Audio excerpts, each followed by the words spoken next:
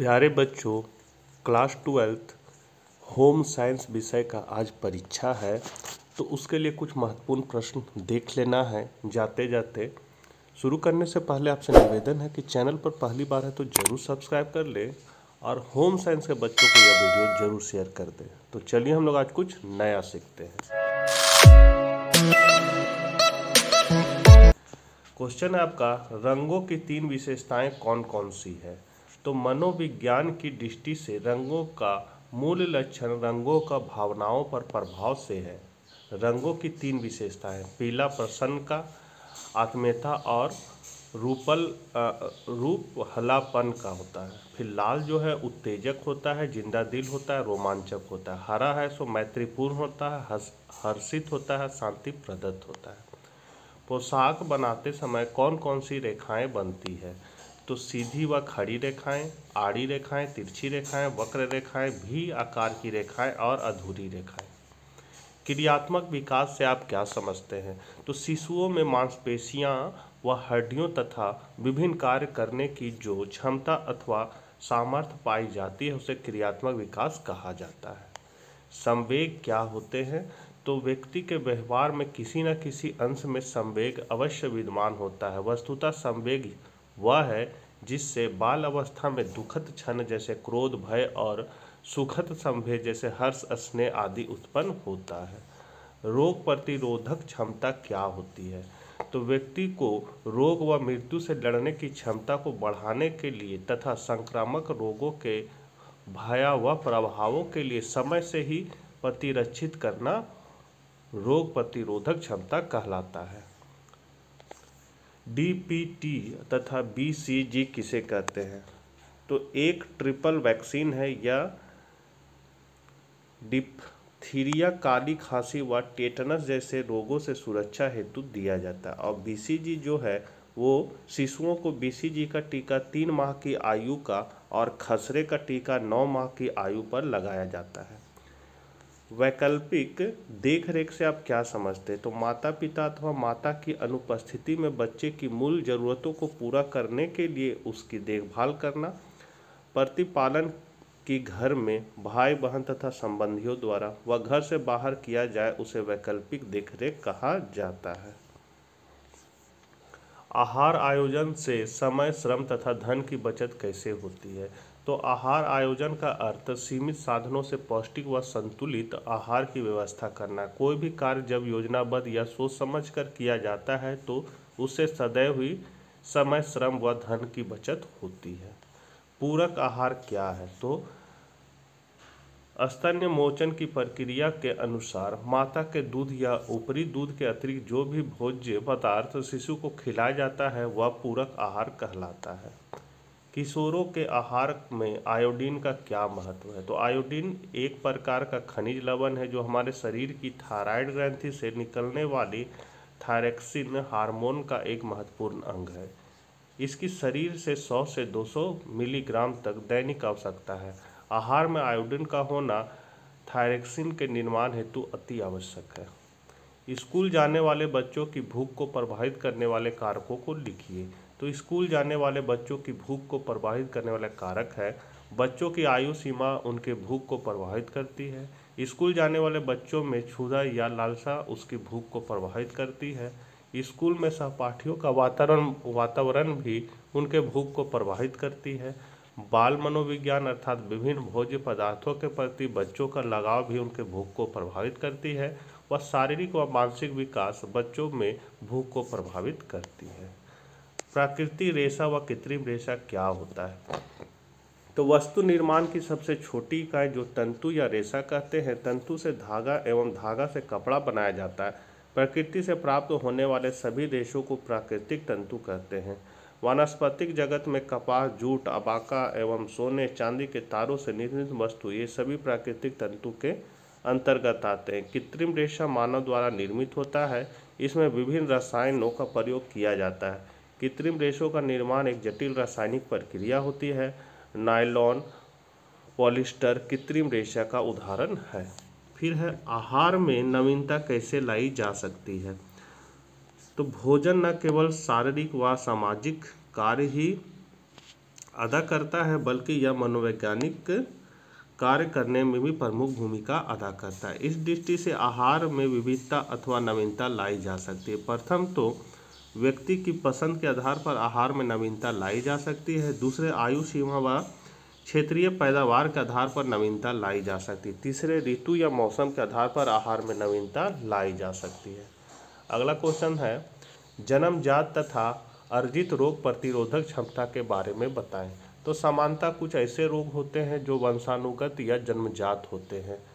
जीमोफोलिया व पीलिया इस रोग के प्रमुख उदाहरण हैं। कुछ रोग अर्जित रोग होते हैं जो समानता दूषित वातावरण या व्यसन से फैलते हैं, जैसे सर्दी, खांसी, टीबी, एड्स आदि। इन दोनों प्रकार के रोगों विरुद्ध विकसित किए जाने वाले प्रतिरोधक क्षमता का विशेष महत्व है। जन्मजात रोगों के लिए विशेष सावधानी आवश्यक होती है। हीमोफोलिया में रक्त का थक्का नहीं जमता, इसके लिए चोट आदि के प्रति सावधानी आवश्यक है। इसी प्रकार अर्जित रोगों के प्रति सावधानी व इलाज दोनों आवश्यक है। सामाजिकता के कौन कौन से गुण हैं?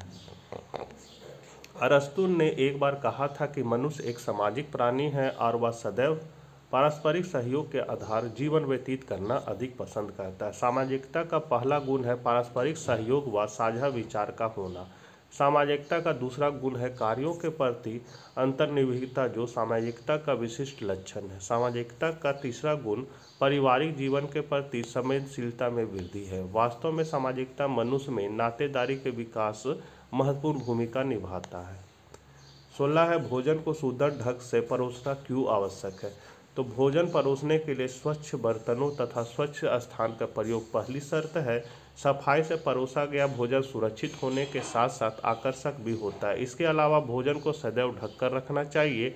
भोजन परोसने के लिए स्वच्छ बर्तन तथा स्वच्छ स्थान का प्रयोग आवश्यक है। यदि भोजन सुंदर व आकर्षक तरीके से परोसा गया तो बेहतर पकाया भोजन भी व्यवस्थित नहीं दिखाई देता है। यदि भोजन स्वादिष्ट हो और उसे सुंदर ढंग से ना परोसा जाए तो सब व्यर्थ लगता है। वास्तव में सुंदर ढंग से भोजन परोसना इसलिए आवश्यक है क्योंकि इससे भोजन व्यवस्थित व आकर्षक दिखाई देता है। इससे भोजन की सुंदरता बढ़ जाती है। इससे भोजन स्वास्थ्यवर्धक होता है। इससे भोजन संक्रमणकारी रोगों से सुरक्षित होता है। पेशी से पीड़ित व्यक्ति के लिए आहार आयोजन करते समय किन्हीं 4 मुख्य बातों का ध्यान रखना आवश्यक है। तो पहला है, आंतों के लिए कष्टदायक भोजन से परहेज करना चाहिए। अधिक रेशे वाले भोजन कष्टकारी हो सकते हैं, जैसे हरी पत्तेदार सब्जियां, दाल, बीज वाले भोजन आदि, भिंडी आदि। रोगों को रासायनिक क्रिया के लिए कष्टकारी से परहेज करना चाहिए। अधिक मसालेदार और मिर्च वाले भोजन खाने से यह रोग बढ़ जाता है। रोगी को सिरका व सरसों के तेल से भी परहेज रखना चाहिए। बहुत अधिक गर्म व अधिक ठंडा आहार अपौष्टिक अव्यवस्था को बढ़ाता है। रोगों के आहार का तापमान उचित होना चाहिए, न ठंडा न गर्म। प्रोटीन का अधिकांश भाग मल के साथ निष्कासित हो जाता है। रोगों को आसानी से पचने वाले प्रोटीन भोजन देने चाहिए, जैसे दही, मूंग दाल का सूप, मलाई निकालना दूध, अर्ध उबला अंडा। किशोरावस्था में यौन परिवर्तन का क्या प्रभाव होता है? तो हमारे समाज में बालक व बालिकाओं को किशोरावस्था में होने वाले यौन परिवर्तन की जानकारी नहीं होती, क्योंकि किसी घर या विद्यालय में इस विषय पर किसी प्रकार की चर्चा नहीं होती।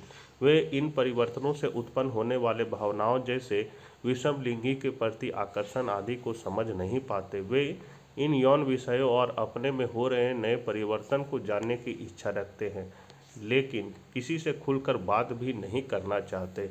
इस जानकारी के लिए उन्हें अपने ही जैसे सगी साथी मिलते हैं, जो आधी अधूरी और कई बार तो गलत जानकारी देते हैं, जिससे उनके अंदर यौन संबंधी गलत धारणाएं बन जाती है, जो आगे जाकर उनके यौन जीवन को प्रभावित करती। सेक्स के प्रति गलत दृष्टिकोण बनने से वे स्वस्थ यौन जीवन नहीं जी पाते हैं। इसके लिए बालकों को शरीर विज्ञान, यौन परिवर्तन का महत्व एवं गलत धारणाओं के नुकसान से परिचित कराना आवश्यक है। इससे किशोर व किशोरियों इन परिवर्तनों को सही रूप से ग्रहण करेगी व गुमनाम होने से बच जाएंगे और अपने को भावी जीवन के लिए तैयार कर पाएंगे। इसके लिए सही समय पर यौन शिक्षा देना आवश्यक है। लास्ट क्वेश्चन है, संक्रामक रोगों से बचाव के समान तरीके लिखिए। तो संक्रामक रोग सामान्यतः प्रदूषित जल संसर्ग और अवैध यौन संबंधों के कारण फैलता है। प्रदूषित जल से